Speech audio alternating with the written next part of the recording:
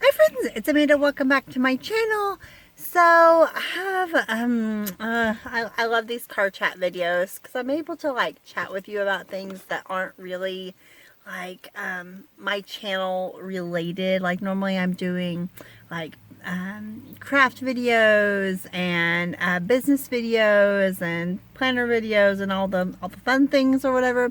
But these like weekly car chats are really nice because it's just, you know, when I've got a few minutes, got a notification on my phone um to just chat with you. And so I want to chat with you guys about something that happened this last week. So my dog developed a knot on her underside, on one of her nipples, like one it was, but it what didn't really look like that was where it was at, and it had been there quite a while. And it wasn't overly big, but it just kept getting bigger and bigger. At first I thought it would go down. It wasn't causing her any pain. You could touch it, you could, you know, whatever. It didn't seem to bother her. And so I did what, you know, every American does. And I Googled it because everybody's a doctor and a veterinarian and everything. And this is why you shouldn't do that. That you should not do this.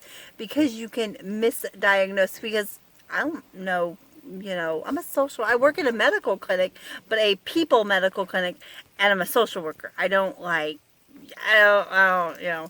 But anyway, so I Googled it, and she's like a small, like, spaniel, dog. She's small, she weighs like 14 pounds. So I Googled it, and I saw I saw some pictures that look very similar to what she had, similar to me, an untrained eye. And they said that dogs, like her, will often get like fatty tissue tumors. They're non-cancerous, nothing to be concerned about. You can have them removed. You don't have to have them removed, but you know, basically, as long as they're not causing any problems, they're not causing any problems. So I left it alone. I was like, well, that's probably what it is, and she doesn't seem too concerned about it, and I'm not gonna be too concerned about it, and so that's kind of where it went. But it kept bothering me that she had this, and it kept kind of getting a little bit bigger and a little bit bigger, and I was just like, and I should have taken like a picture of it for you guys before she had surgery, but I was like, you know, but again, she wasn't complaining. She didn't seem to even know it was there. Like it wasn't in anything, and she would lay on her back, and I would touch it, and again, she didn't care. She just didn't care. So I just again just left it. So then a couple weeks ago, I needed to get the dog's flea medication. So we get flea medication at the vet. They take a pill, and so anyway, so while I was there, I just asked the receptionist there. I said, you know, my dog has this, and I think it might be that or whatever. And she said, okay, you know, she said, well, she's like, we'll schedule her. We can, if you want to have her removed, let's do that. She's like, let's schedule it for, you know, it was scheduled, and it did happen on October 4th. So you're seeing this like the next week. So I'm like, okay. She's like, but the doctor really wants to see her before you do the surgery. Just, you know, check her out, things like that. And I said, okay, that'll be fine. So I'll bring her in. So he's like, we'll bring her in Friday, and we'll just take a look at it. It'll be real fast, whatever. So thinking that this was going to be not that big of a deal, I thought this would be a great time to take my son with me to the vet because, you know, to learn about things like that, right, or whatever. And I did not think that this was going to, you know, turn into anything. And I thought it was going to be a pre-op. They were going to listen to her heart, you know, things he would enjoy that, right? He's 10. So I picked him up. I left work early, and I picked him up, and we went to the vet. And the vet told me she had cancer. Basically, she has mammary cancer, basically breast cancer for dogs. It was, our vet is wonderful. She's wonderful. And so she used a lot of bigger words that I understood, but that were a little bit obviously confusing to my son, just to kind of keep tensions, emotions, I guess, not tensions, but emotions kind of low. And it was hard, I held it together. I wasn't upset or anything. And, but I mean, inside I was like, devastated because I'm asking her a lot of questions like Freckles, our dog's name is Freckles, and Freckles is like 11 years old. So with older dogs there's some risk involved with surgery, and so she's going over all of the risks for surgery. She could go into cardiac arrest, she could do this, she could surgery's kind of dangerous for dogs, and especially because it had gotten to a pretty good size, and so she knew that it was going to be a pretty big surgery and quite a bit of an incision. So I'm like, trying to discuss my options, like and I, even asked her and was like, what do you recommend? Do you recommend having the surgery? Do you recommend not having the surgery? And she was like, she goes, it really is up to you. She goes, I totally understand either way, because at one hand, you want to remove this, because it is cancer, but on the other hand, she's still in pretty good health right now. She could live with this for a little while, longer, but you don't want her to just die on the operating table. So anyway, it was a lot to think, and it was a lot to process, and especially having, my young one there, and his grandfather just passed away from cancer just like, a month before this, and it was just a lot. So, he understands cancer, and kind of a little bit about that. He's also watched, there's it's not a cartoon, it's a kid's show on, what is that channel? I think it's called Kate and Alexa, or Alexa and Kate, something like that. Anyway, the girl has cancer. The teenager there has cancer, and it's been a really, really good show for Blake to watch and to understand a little bit. Totally different than when his grandfather was going through cancer, but it kind of, I think it helps. So check that out if you have a loved one going through that, or and things like that. But anyway, so having his grandfather just being lost to cancer now, and this little dog is like his dog, this, and also another backstory, because there's always a backstory, right? But this dog is not only his dog, this dog was my mom's dog.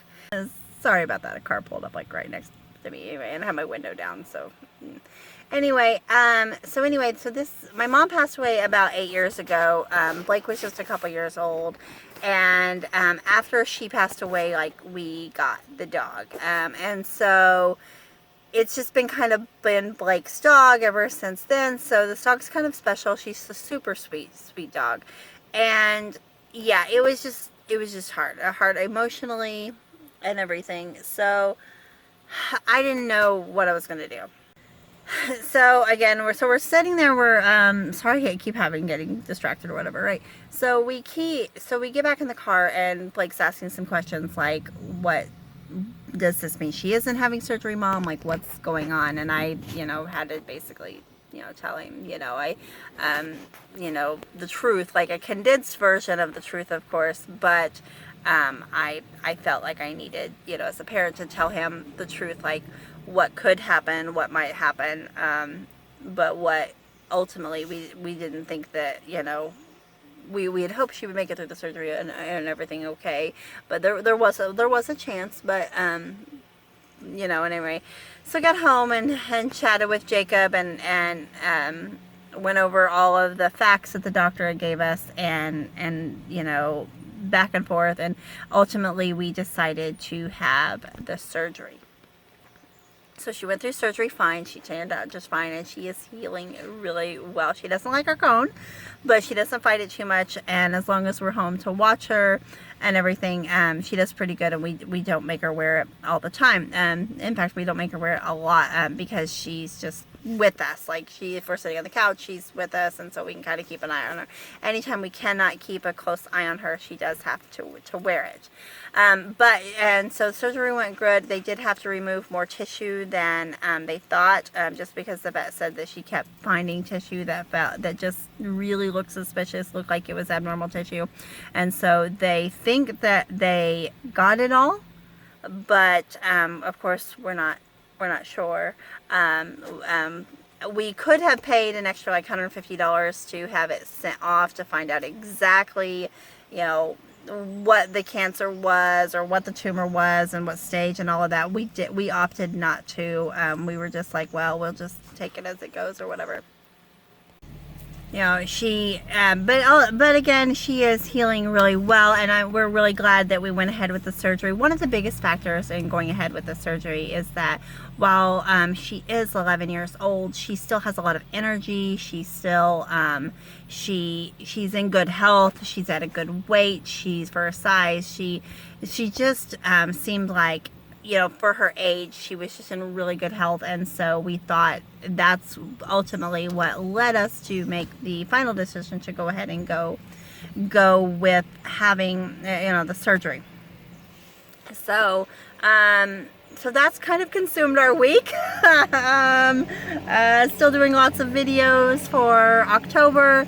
But anyway, comment below. This is our first. We've always had dogs, and I'm not saying that we probably haven't had dogs that have cancer before. Like, I don't know. Like, this is the first one that maybe we knew, or I don't know.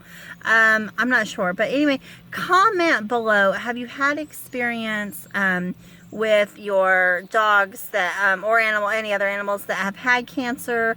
What's been your experience with it coming back? That's our biggest concern, is that the vet did say it could spread to another one of her breasts. It could spread to her lungs. It could spread a lot of different things, but she is hopeful that she got it all. She's a great vet, so I mean, but you just never know. But anyway, comment below, like, guys, like, what has been your experience? Have you had a dog that had cancer? How long did they live? What kind of cancer was it? What kind of treatments did you give? Any special diets or recommendations?